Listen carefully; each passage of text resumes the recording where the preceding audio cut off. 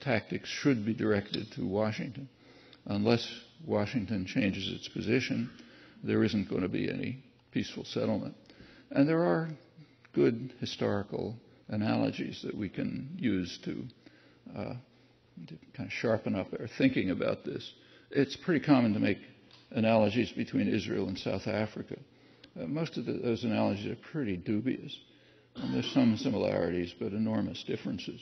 One fundamental difference is that the white nationalists in South Africa needed the black population. That was the source of their labor and sustenance, so they didn't want them to live like dogs and flee the country.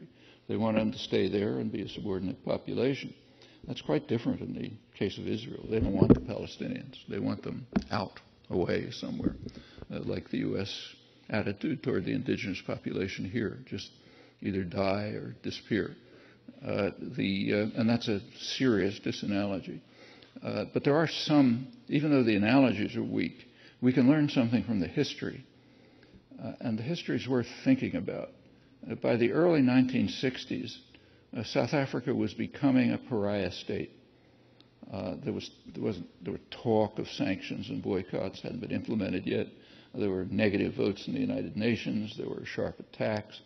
And the South Africans were aware of it. They did pretty much the kind of thing that Israel's doing today. No good? Their action... look, why don't I just hold it? Okay? Is this going to work? I've been a technophobe all my life, and the more experience I have, the more I hate it. Okay. South Africa was reacting at the time very much the way Israel is doing now. The whole world hates us. They're just racist. They don't understand how wonderful we are. We have to have better information and educational campaigns to explain to them how what we're doing is exactly right and to the benefit of the black population and so on. They were doing all those things, but they knew pretty well they're not going to work, just as Israel ought to understand that the comparable efforts are not going to work. They're going to continue turning into a pariah state. But the South African foreign minister, about 50 years ago, spoke to the U.S. ambassador, and he said something quite perceptive and relevant.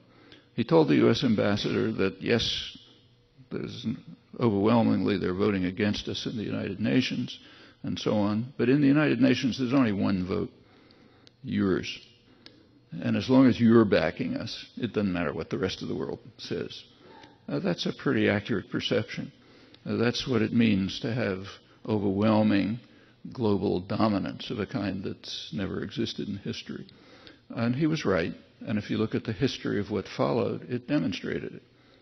Through the 60s and the 70s, South Africa became more and more a pariah nation.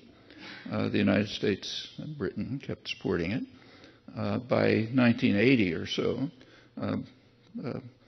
boycott, sanctions, and so on were beginning. U.S. corporations were beginning to refuse to invest. Congress began passing legislation.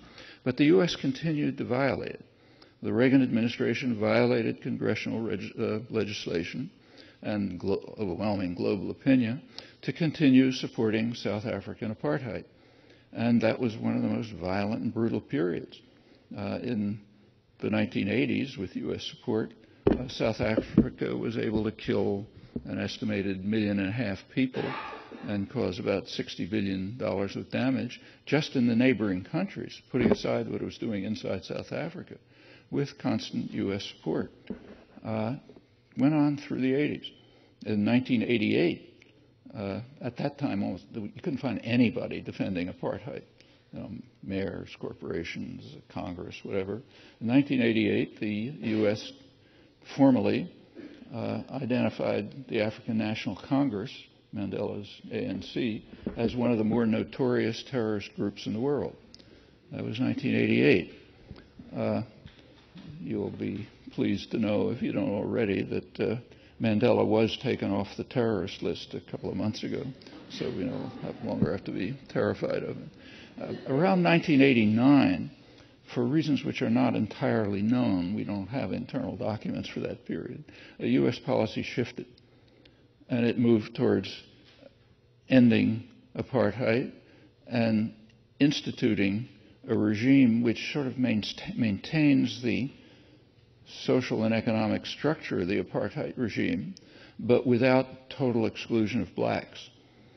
So if you go to, say, Cape Town and Johannesburg, you can see black faces in the limousines, even though and other signs of improvement. It was a major achievement getting rid of apartheid.